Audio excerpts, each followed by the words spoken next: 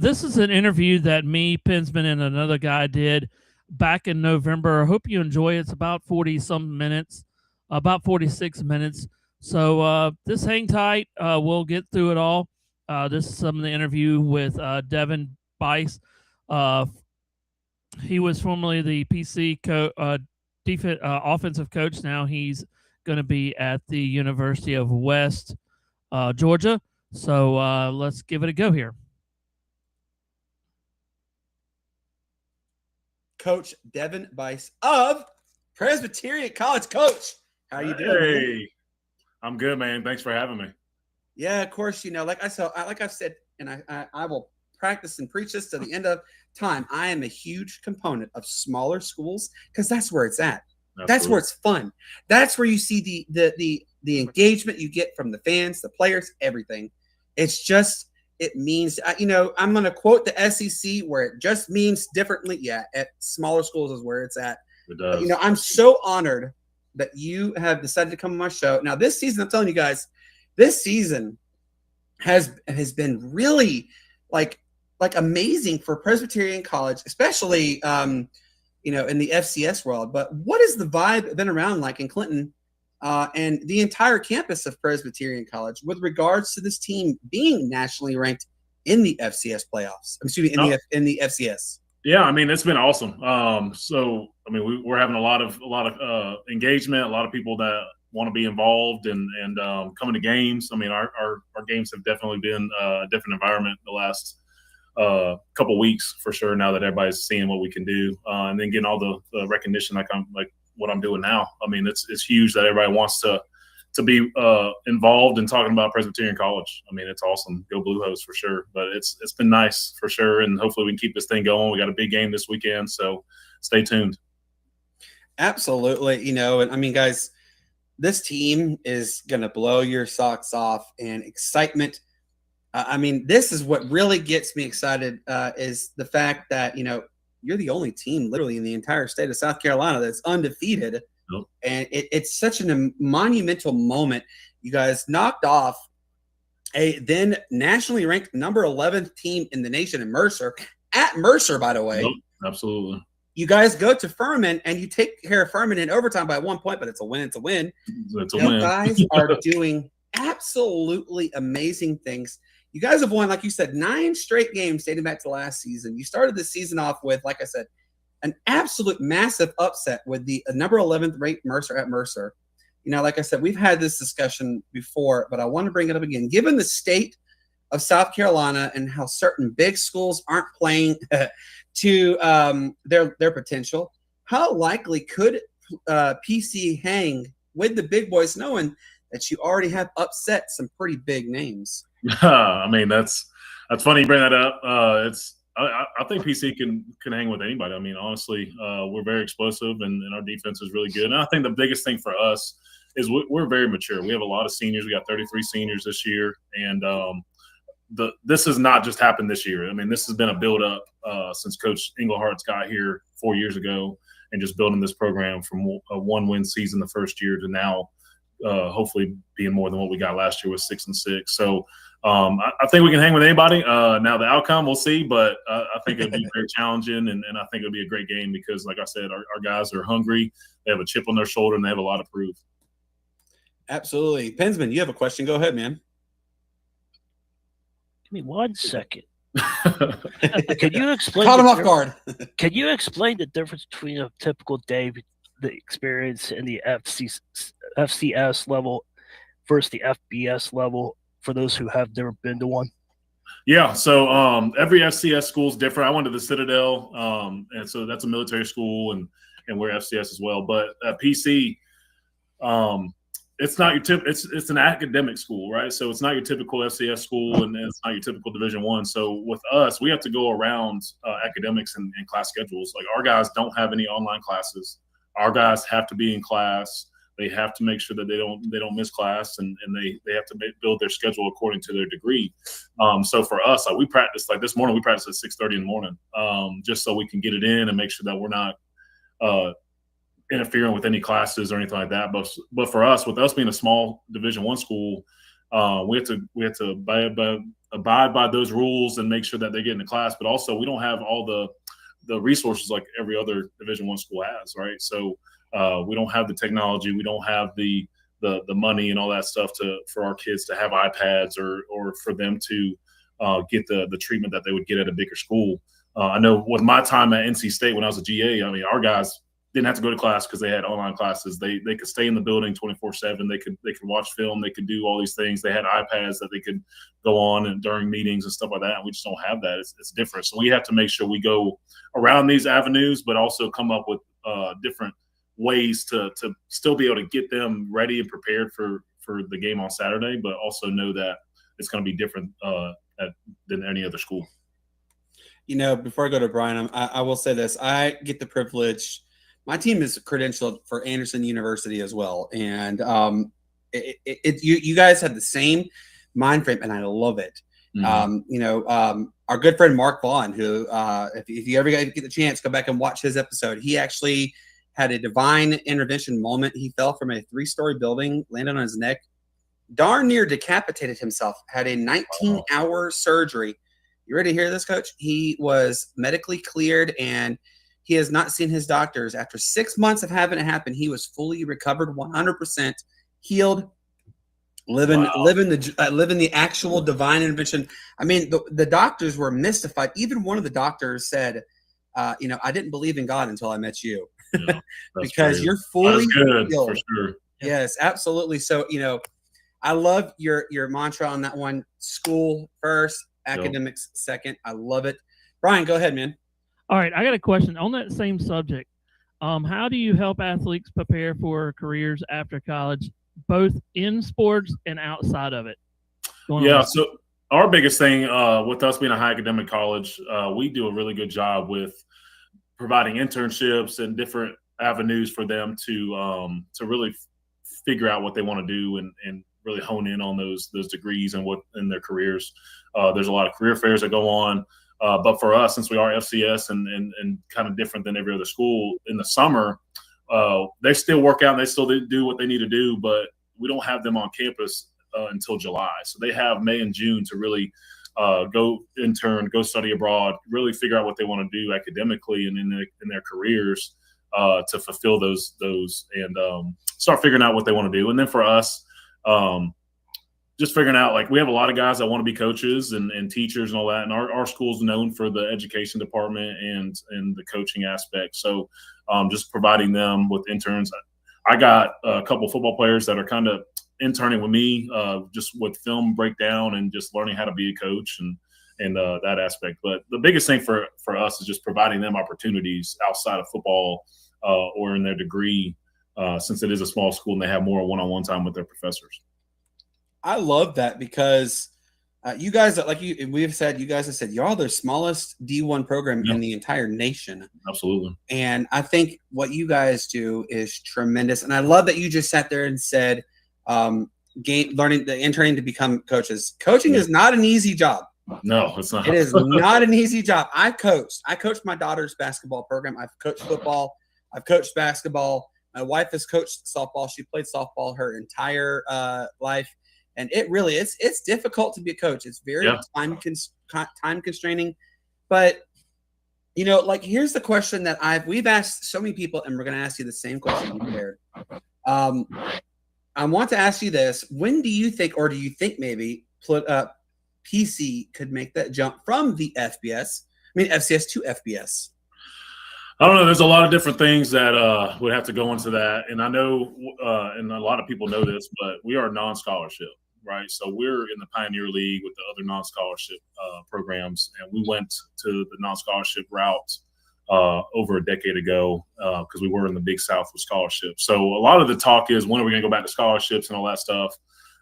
So I think that would be the next step, is us going to scholarships. Now, I don't know when that's going to happen. I know we do a lot of good things with us not being a scholarship program. And I know a lot of people are like, hey, you're doing a lot of good things and winning without scholarships.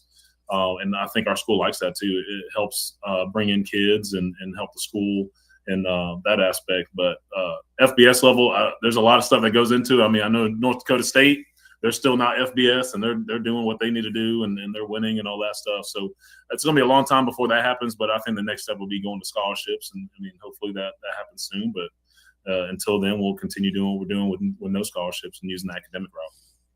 Hey, nothing wrong with using the academic route. It really No. is nothing wrong with that.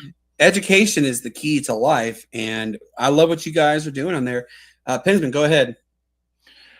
We've seen the SEC polls, and the Presbyterian is rapidly climbing the rankings. What do you think attribute the success to?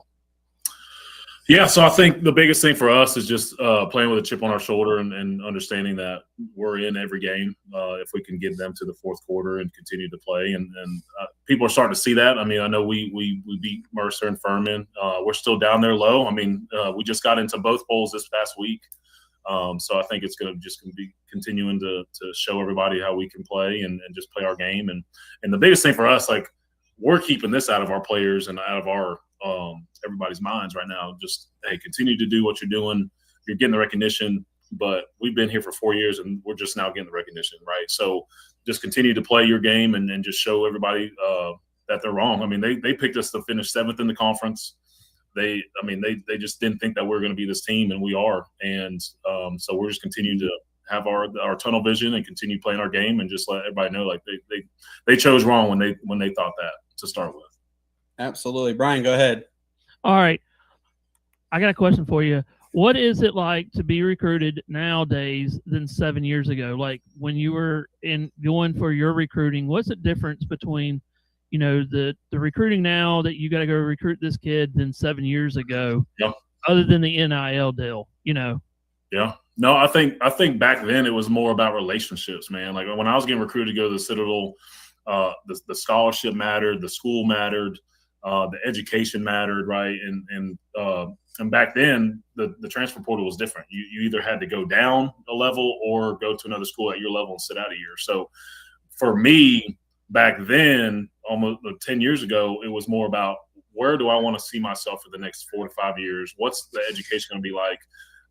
Am I going to like the degree I'm getting that's going to help me in 40 years from now, right? So nowadays, when I'm recruiting a kid, it's all about them and what are they going to get out of this and all that stuff. And PC is a little different because we have a little bit NIL, but it's going to be more for the older kids that's been in the program, and it's starting to build the collective and all that stuff. But for us, more, it's going to be the relationships, right? Who's going to like us? Who's going to want to be here? Who's going to develop and not want to transfer? And who knows about PC, right? So a lot of our guys, if you look at our roster, it's going to be more guys that are local from the state of South Carolina, or guys that we have built a really good relationship from Florida, Georgia, Alabama, California, right? So our coaching staff does a really good job of nationwide recruiting and just building those relationships. And we recruit class by class. So right now we're in the 26s, right? And we're focusing on the 26s until we sign them all, and then we'll move on. So just building those relationships, keeping those contacts and those communications open, and just, I mean, you recruit them until they get on campus, right? With being on scholarship, you're recruiting them until they deposit their money and they're coming to school and they set foot on campus first day of camp. So that's crazy. That's the difference. You're absolutely right. That's crazy that all this goes on with them. You know, I mean, I didn't realize that you guys were a non-scholarship program, and that's interesting. But now, you know, obviously there's been such a wide array of success in the FCS world as of late. What is this? This is a two-tier question. What does this say about smaller tier programs? And could we see another major change in the football world with regards to smaller programs taking their talents against big time opponents and actually hanging with them?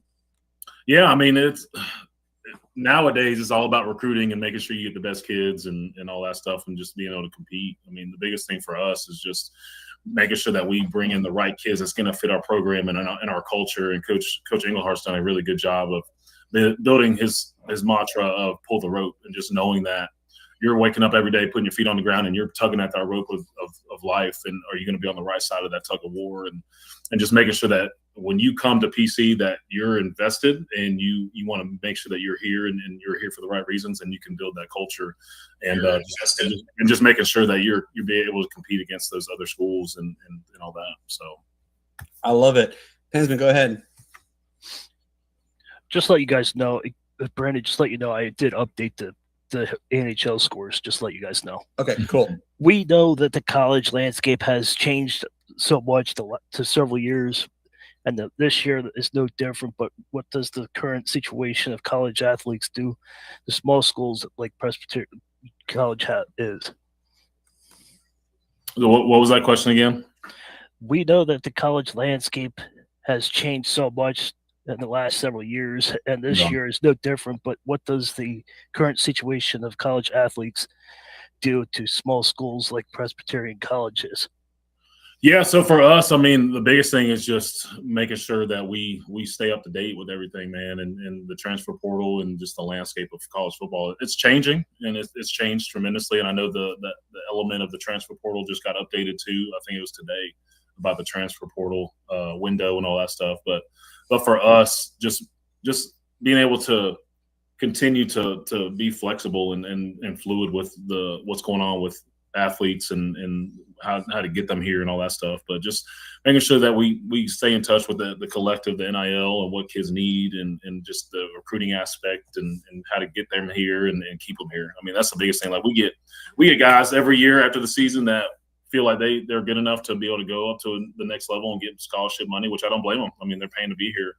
And so we understand that, and we allow them to do it. And if they don't find the right place, then we allow them to come back at a certain time, right? And the landscape is really changing, and we just got to make sure we stay up to date and continue to be fluid and keep these guys here as long as possible. Brian, go ahead. All right, this is a kind of a good question here. On a game day, what is it like to be a coach versus a player? That a player playing football as an offensive line and tight end coach. What's the difference? Like when you're on the sidelines, what's it like on a game day being a coach as of a player, as you were? Yeah. What's the difference between that? Like your game day, are you nervous, or what is it like different from being a coach and then a player? Oh man, I'm gonna tell you right now.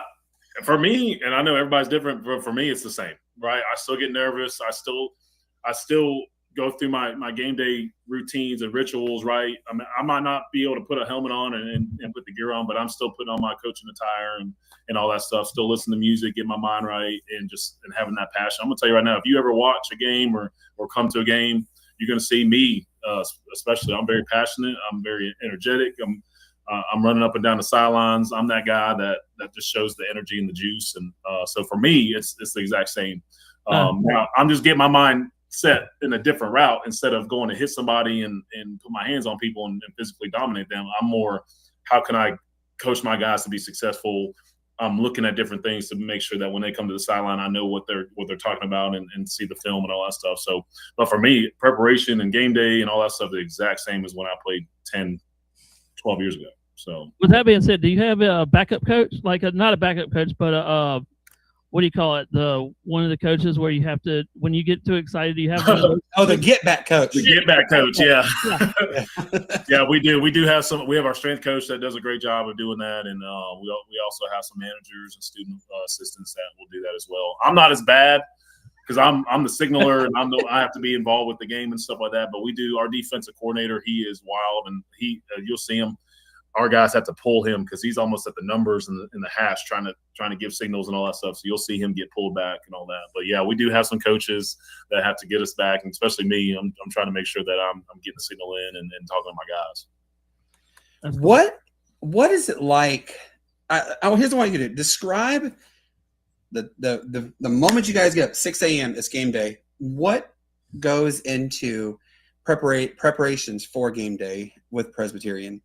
Yeah, so for us, I mean, I'll go through home games and away games. So like this weekend, we're flying out on Friday afternoon. We'll get there and we'll do a snack and dinner and we'll go to bed at 9:30. Then the next day on Saturday, we'll wake up and the first thing we do is have our guys jump into the pool and kind of just get their body ready for the game and just wake their bodies up and try to get the fulfillment real quick and just dumping their bodies in the pool. And then we'll start meetings. We'll do a walkthrough as an O-line, running backs, tight end through. We'll do a walkthrough just to get that final preparation. And then we'll do a special teams meeting just so the call outs and all that stuff. And then we'll do the OD meeting where we just talk to the guys just one last time, get the lines right. And then we'll do a pregame meal, and then we'll head to the stadium. Since it is an away game. Now for a home game, it's a little different. They get to sleep in a little bit. If the game's at 1, they'll sleep into about 9 o'clock, and then we'll have walkthroughs. We'll do meetings as well in our facilities. Then they'll do a pregame meal. And then the cool thing with us on home games, we do a blue hose walk where they walk from our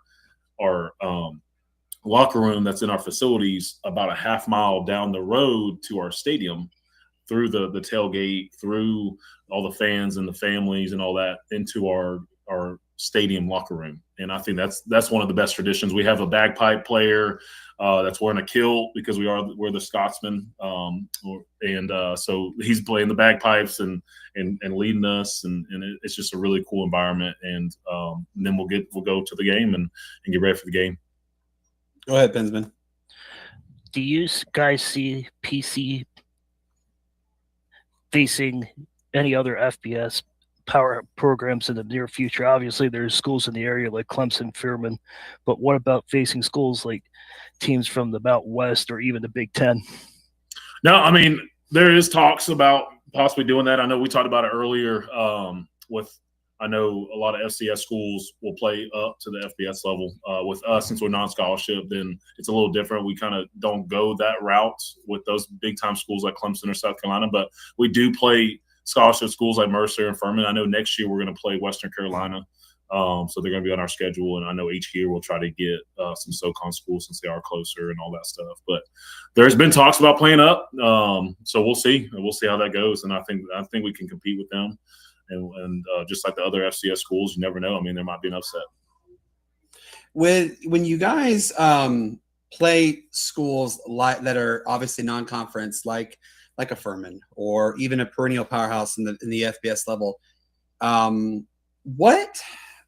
what goes on the mind frame knowing that you are playing a vastly more talented program, but you guys are small, but it's not about the size of the dog in the fight. It's about the size of the fight in the dog. You guys may be small, but you're very gritty. Yeah. But what goes into the mind frame when you have, let's just say for bleeps and giggles, you do have to go play at Clemson? Obviously, Clemson is going to pay you guys mightily. I know, because that's usually what happens. But what is that like going into that mind frame, knowing that you guys are playing, that this team could be like going into like App State going into Michigan in 2007? Right. Yeah. What is that mind frame like? No, I mean, so for us, it's more about being loose and having fun. I mean, a lot of our guys have never been in an environment like that, right? And especially in the recruiting process, some of these guys didn't even get recruited by these schools or bigger schools. So a lot of it's just playing loose, having fun, just enjoying the process, and just playing our ball. Like the biggest thing that we talk about from day one when we report in camp, like we're going to be a tough, gritty, physical team that's going to get after you in the trenches on both sides, and we're going to be athletic. We're going to be able to throw the ball deep. We're going to be able to do things with our really good receivers and our all-conference tight end, and just try to take the top off, and just we'll throw in some trick plays in there. We'll try to get you with some screens and some things to keep you on your toes. And we tell these guys every time, if we can take them to the fourth quarter, our opponent, we're going to win, because we don't have anything to play for. We're playing for a win, but we're not playing to show people that we have to win this game because PC's a smaller team, right? We're going to this game saying, hey, we're going to keep it close, and we're going to try to have fun with it. And if we can take them into the fourth quarter, we're going to stay loose and win this game while they're being tight and trying to make sure that they don't lose. And that's the mentality that everybody really needs to go into with this. Because, obviously you're never guaranteed to win, but the old cliche saying, anybody can win at any given time. It's just a matter of who gets hot at the right moments of any game. Like I told you before the show started, you guys do have high praise from Dan Scott at Furman, and that's a pretty big monument. And the fact he was like, yeah, that's a really gritty school. But without diving too much, obviously I know you can't divulge secrets, but I ran the run and shoot offense.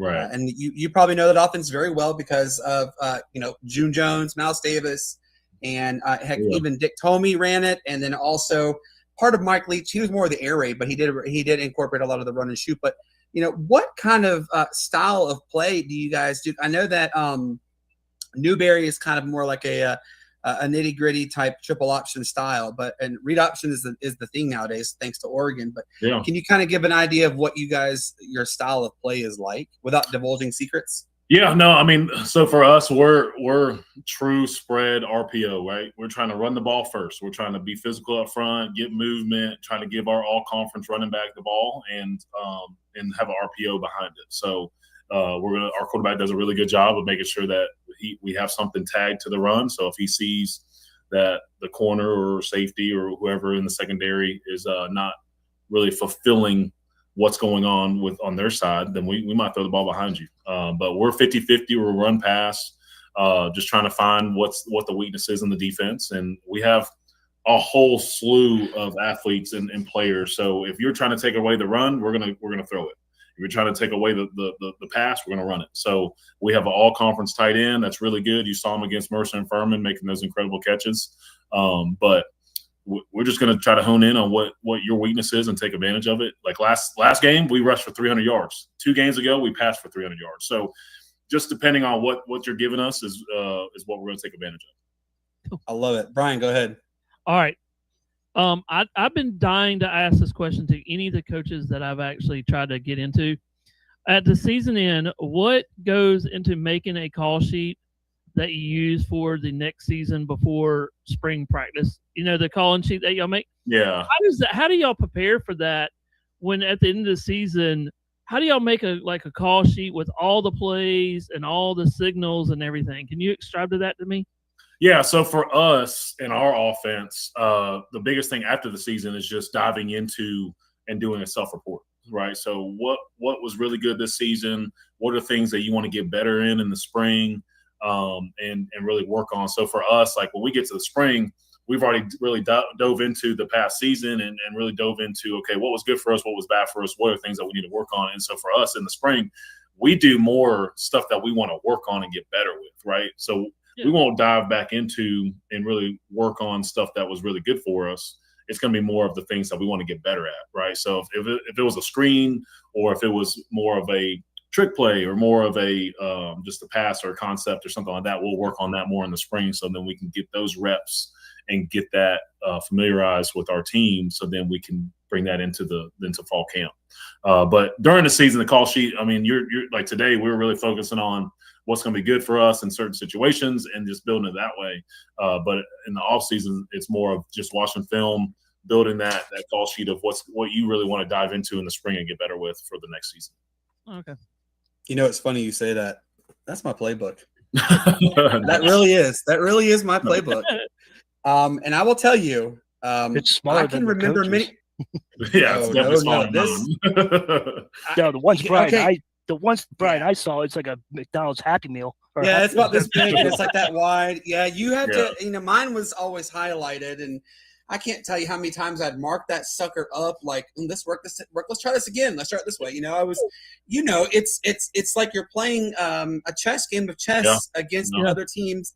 You're trying to figure out, so, okay, well, I ran a 22 power and it worked for it right here, but it's not going to work again. So let's go with, a slant, a quick slant, something like that, just something. Yeah. And I can remember I had to try and figure out how to get to the other mind of the other team. And there were times that I was able to get into them, and I can distinctively remember one of my favorite moments. We were playing a school called North Cobb High School in North Cobb, Upper Marietta, Georgia. And I remember the coach and I we know each other because I played with him in Pee Wee. And so I kind of knew where he would go on things. And so he's trying to figure out ways to go combat against my calls. And he never could figure out how I knew where he was going. I'm like, dude, I played with you for 4 years. Right. I knew what you were going to do. And I loved getting in the mind frame. Now, I will tell you, you probably are the same way. I talked to trash when I lined up. Oh, boy, did I ever. And I knew how to get under the skin of the other team, and it was fun. Yeah. And, when all's said and done, it's fun. It's fun in games. That's really what it is. But, it's always nice to add a little extra mantra in your game, But, oh, man, I love the fact that, you guys are so well prepared. And, even when you aren't. People always say, "Oh yeah, they're stacked for days." No, people don't realize usually the first 15 to 20 plays they're already scripted. You know exactly what you're getting immediately. You walk up there, that first play you knew right away. Yes, and the other team is trying to figure that out. Like, oh, where are they going here? Then then you can play along with what was successful more. Right. Wasn't successful. Pensman, go ahead, man. Do you look up to any NFL coaches since you're on the same sidelines as the coach? Like, do you look up to anyone like, I want to be like this coach, I want to be like that coach, like Aaron Glenn, Mike Tomlin, one of those, Lovie Smith kind of thing? Yeah, I mean, I've definitely looked up to Mike Tomlin. I want to be a head coach in the future. And so just throughout my career, and you can look at my resume, I started off as a high school coach and then worked as a GA at NC State and then D3, D2, and now D1. And so I'm building my resume to where I can be a successful coach and get all the experience to be a head coach down the road and be a coordinator. So Lovie Smith and Mike Tomlin and all those guys, because, I mean, what they've done as a minority has been huge. And that's definitely one of my goals is to be a head coach, but also work in the NFL. So it's definitely something I take advantage of in this profession, just being able to connect and build relationships. And so anytime I can, I try to reach out to other coaches and just try to build those relationships and definitely look up to them for sure. You're pretty young looking. How young are you? I'm 33. I'll be 34 next month. Oh, yes. You're the youngest one here. That's when Mike Tomlin started. Yeah, exactly. That's right. For know. once, we don't have – so, our group, Shane is always our youngest one on there. I'm 41. Matt's 40. And Shane is like 36. Okay. So we always tease him. We joke with him, in case you know what this is, Shane, that's what this is. The most recent one is someone asked about newspapers, and we go, Shane, that's these big pieces of paper that you read. You tell the stories. We like to tease him. He goes, I'm still the only one that gets the paper delivered to my house every day. And I'm like, oh my God, we couldn't even tease you on that one, but it's fun picking on. But man, you're 33. You're so young. Yeah. You have a lot experience under the belt. Brian, go ahead, man. All right, this is a kind of a silly question for you. What is the craziest thing that you've seen on the sidelines that you've been a part of? Like any crazy thing that you're like, I can't believe that this happened, or something you're just talking in the mic or going to the guys going, oh my goodness, I can't believe y'all. Can you tell us one? The craziest things that happened? I think the biggest thing is just stuff that happens like in the crowds. I mean, I've seen some stuff in the crowds. Like our last game. I mean, it's funny you bring this up. So our last game, we had our student section behind us, and we're getting ready for the game, and we're just talking in the mic. So you know how it is as a coach. We're just talking about random things, and I look behind me, and there's just probably 400-pound student with his shirt off and just has a big O. He's in the middle of the blue hose, and he's the O just in the middle of his chest. And I'm like, what in the world? So I love it. I mean, it's cool. I mean, those guys, our student section does a great job, but like, it's just stuff like that. You see, like you'll see the random things that happens in the game with the players, like trying to hurdle and he gets stuffed, or like just crazy stuff like that. But most of it's going to be in the stands and just the fans. And when you involve alcohol, it's going to get even better. So yeah, I would say some adult libations going real good.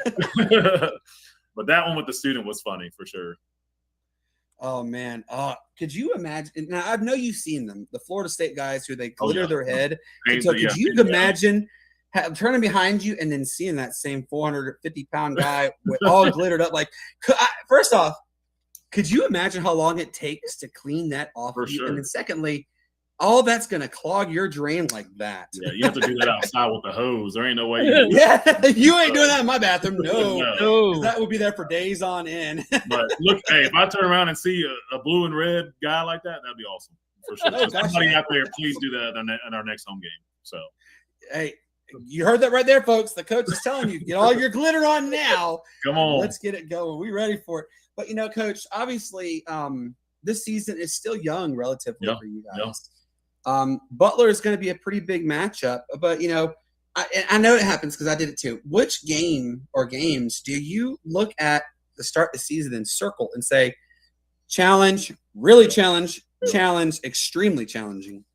No, I think the biggest ones for us, I mean, we circled everyone because we want to make sure that we win the PFL and all that stuff. But the biggest ones for us, it's just like Dayton's going to be a big one for us. This one, Butler's going to be a big one for us.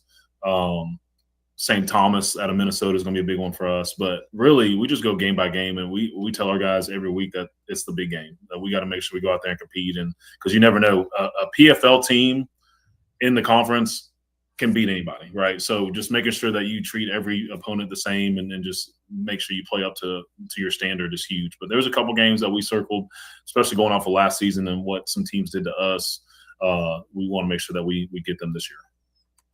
In case people don't know what that's called, those are called revenge games. They're very real.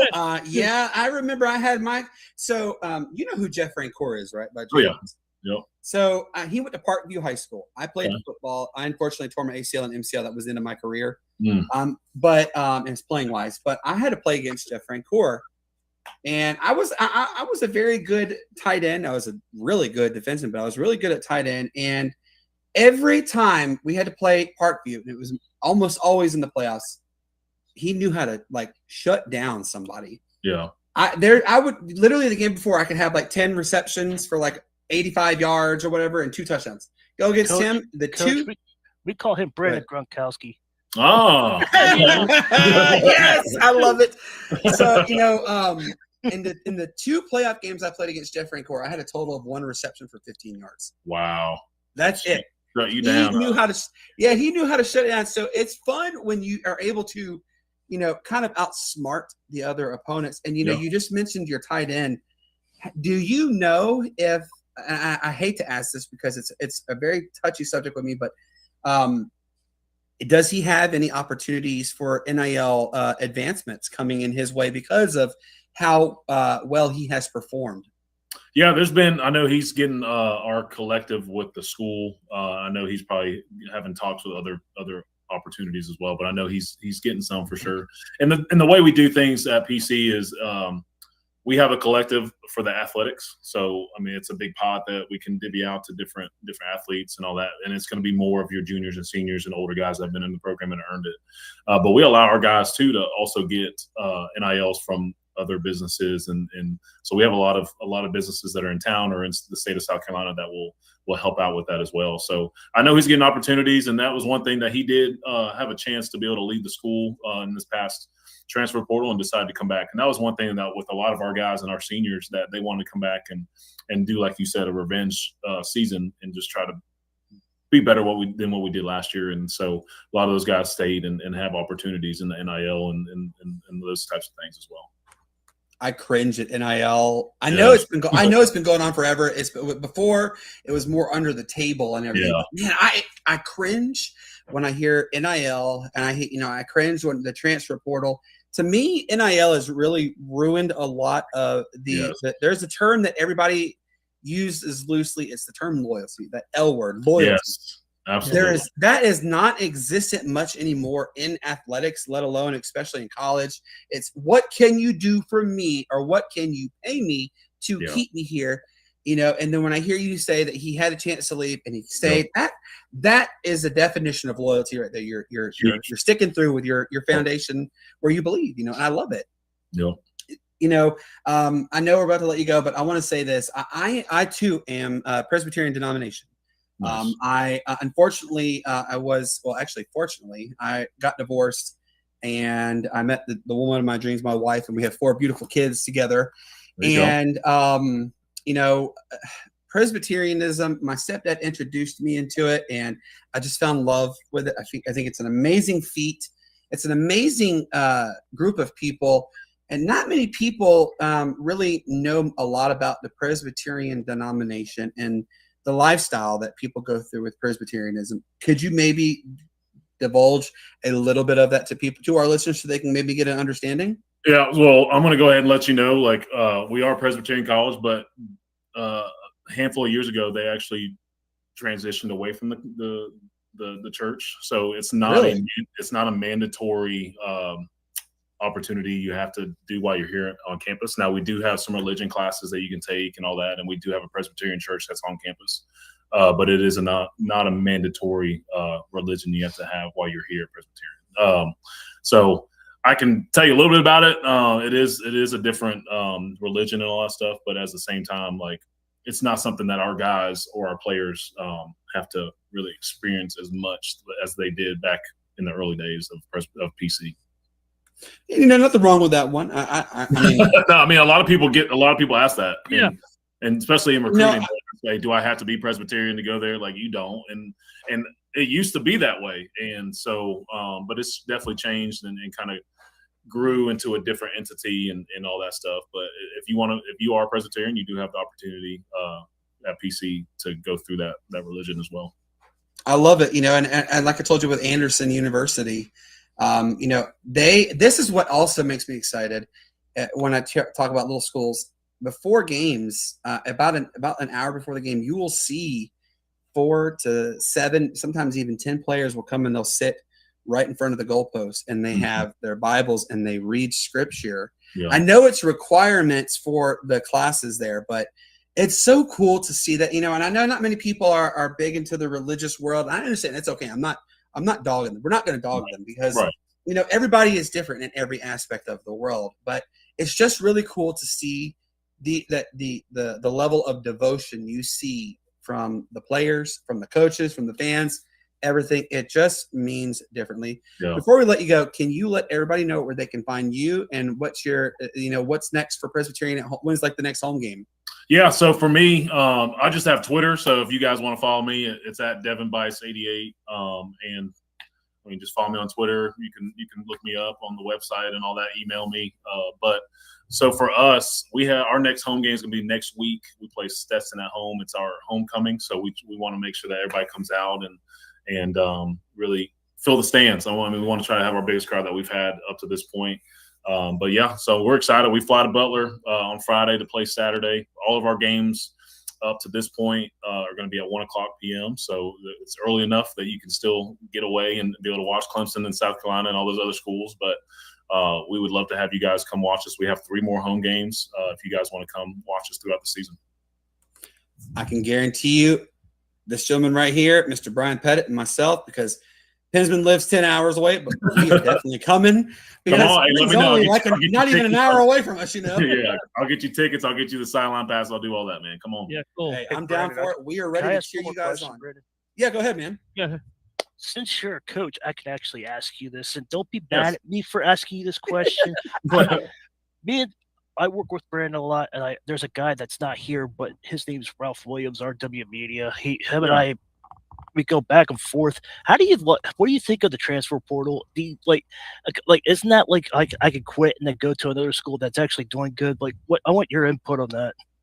So it's good and bad, and I've talked about this before. So it's good because, like, for us, we can pick the guys that we want and be able to fill our roster. Like, for us, we have a handful of transfers. We try to get more of the high school guys and develop them through the longevity. But like for us, we lost our center in the spring to the transfer portal. He went up to East Carolina and got a scholarship. So for us, it was more of, okay, we had a really good center that was experienced. How can we get a guy to fill his spot and help us right away? So we entered the transfer portal and got a guy that was from Limestone because the school shut down, and then we got a guy from Gardner-Webb. So it really helps us in that aspect. But in the other element, it's bad because – or it's negative because of guys can now leave and go as many times as they want. I mean, there's guys leaving for their third school, like you talked about, the longevity and the loyalty is not there anymore. But so in that aspect, it's just kind of watering down the guys' experience and what they're looking for and all that. And it hurts. It hurts programs like us, a small school, because if guys want to leave, now how do we build our roster because of that? So good, because you can build your roster and be able to bring in kids and really fit what you need. But negative because of the guys, like especially at PC, when they're not having any scholarships, it's like, okay, well, I've done really good this year. I got my film. I want to leave and go somewhere else and get a scholarship. So in that aspect, there's just no loyalty anymore. And it's just, like you said earlier, kids looking for selfish meanings and trying to jump around and figure out what's going to be best for them and try to get the most money. Yeah, that whole situation in Limestone, that breaks. Gaffney it's about the Limestone College campus is about an hour and 15 minutes away from where I'm at, because Gaffney is literally at the border of North Carolina, and I am in the upstate, as you know, we're literally 10, 15 minutes from downtown Greenville. And, the whole situation with Limestone, it really rubbed a lot of people the wrong way. And, for people who don't know what we're talking about, Limestone University, a prestigious institution in this state. I think it was 175 years. Yeah, it was a long time. They shuttered their doors, leaving people, hanging left out to dry. And my brother-in-law actually is a graduate of Limestone College. So, and we know what it's like there. My wife went to Reinhardt College, now Reinhardt University down in Waleska, Georgia. So, small schools, folks, it's not easy for them, but they make do. And if you guys would love to find out ways to help continue the amount of success that Presbyterian is there, this gentleman right here, reach out to him. He will tell you guys what y'all can do to help out PC. But Coach, I appreciate you 1,000 times over. I mean, and I just texted Brian. I'm definitely shooting to get there for you guys this home game, your homecoming game, because I want to be there and I will be loud and proud. So, and Brian most likely will be there with me, so be prepared. Hey, Coach, louder than loud. I got one thing to say. I just looked up some of the stats that y'all got. I'm just going to give you this one. The Bulldogs are giving up only 1 sack per game, ranked second to the Pioneer League with 169 rushes per yard contact. I want to say congratulations on that little stat, for that. And keep it up, man. I appreciate it. Come see that. And, unbelievable job that you do, with an offensive like y'all have. Man, just keep it up, Yes, sir. I appreciate that. Absolutely. Keep the success going. And this guy down here, he's a stat wizard. He's a statistician. He knows stats like no tomorrow. So but do you know they haven't done anything since 2000 and something? I was like, how? Yeah, he get this stuff real quick. But Coach, I'm gonna tell you, we are proud of you. We're cheering you on. We're gonna be there and we're gonna be extra loud. And I'm looking forward to meeting you in a couple weeks. Sound good? Sounds good. All right, as you heard, we just did the interview with the replay of the interview with the original corner in November with Devin Bice. Hope everybody stay tuned to that. Really look forward for this year.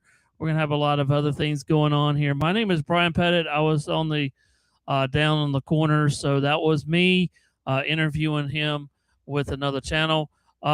There's more to come later on this week. We'll be probably doing whatever we can. And stay tuned to my channel. Hit that notification and please subscribe to my channel. Y'all have a wonderful week, and we'll see you on the next stream. And we'll see what we got next coming up. I want to thank everybody for subscribing to the channel and also commenting on the chat. Thanks, and y'all have a wonderful Wednesday.